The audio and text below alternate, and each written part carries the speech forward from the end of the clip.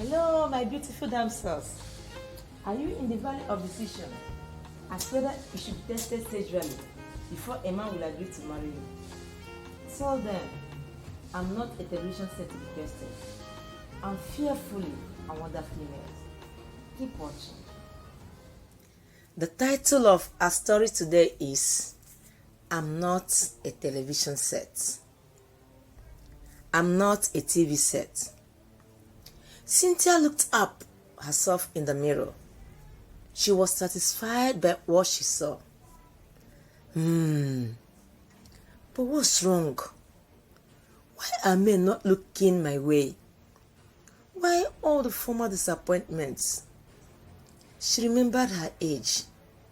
She deeply sighed. Oh, look at the time. I'm running late to work. She carried her bag and hurriedly left the house. In the office, she managed to put up a smile, bowed her head down on her table, prayed and got set for the day. Before long, a guy walked into the office, very cute and cool. A new client. She welcomed him, and the guy returned the greetings with a warm smile. He did his transactions for the day and demanded for Cynthia's phone number and left, promising to give her a call after work.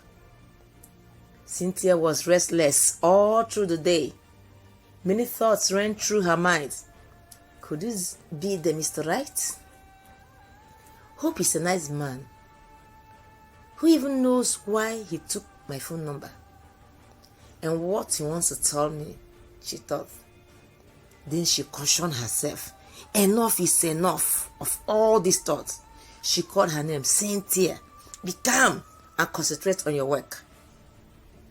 Yet, she found herself going back to the thoughts often and on. Thank God it's the close of work. She carried her bag and hurried home. Her colleagues were wondering why she couldn't stay back a little to exchange pleasantries as she normally does, because she is quite a warm person. She just eyed them and left. Back at home, she practically held her phone, expecting his call. She was running out of patience at about 7 p.m. when finally her phone rang.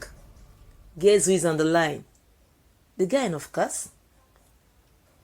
Henry gave a warm greeting, asked her about her day's work, which she replied. Then he told her he wants to know more about her, cause he just liked her at first sight. Cynthia nearly jumped, but thank God it was a phone call.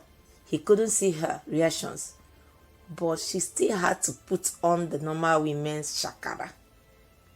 After much pleading, Henry fixed a date for her. They met and discussed at length, took some cold drinks and retired to their homes. She was happy all through the day, and at work the next day, she was just so happy that people wondered why. On the second meeting, Henry dropped her off at her house. Now he has known her house, he started visiting frequently.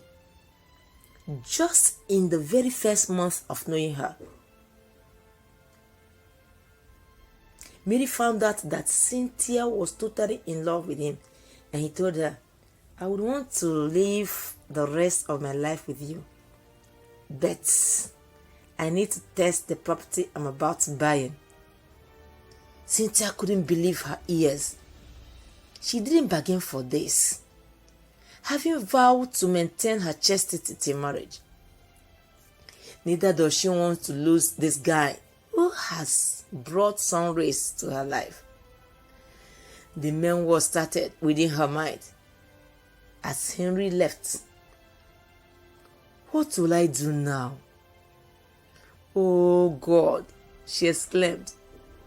To go to bed with him before marriage is not an option.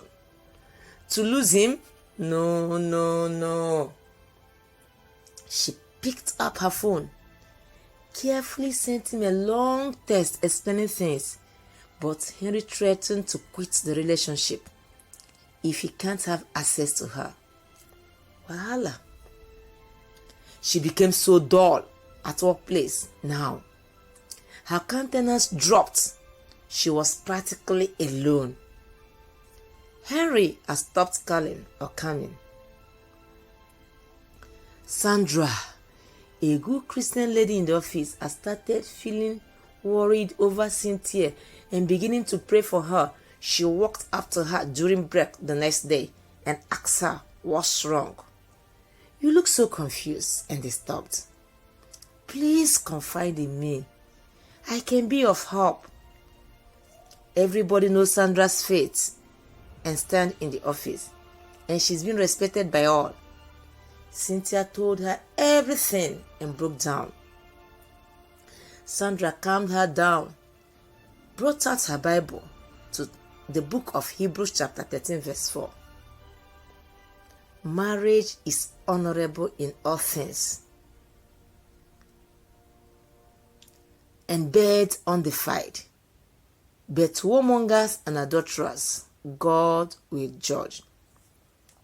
She asked Cynthia, are you a television set to be tested before buying? Don't you know your worth? Don't you know you're wonderfully and fearfully made? According to Psalm 139 verse 14, Cynthia rededicated her life to Christ and made up her mind that she is not a TV set to be tested before buying, and she's ready to let go Henry instead of defining herself. And that's exactly what happened. God rewarded her decision. Thank God. Not quite long, Gabe came. He really loved her and respected her body. He was ready for marriage, not testing. In just about a year, they were married. Wow. Wow. Please, my young ladies, refuse to be television sets to be tested first. And for our guys, please stop testing. If you love her, you respect her body and values. God bless you.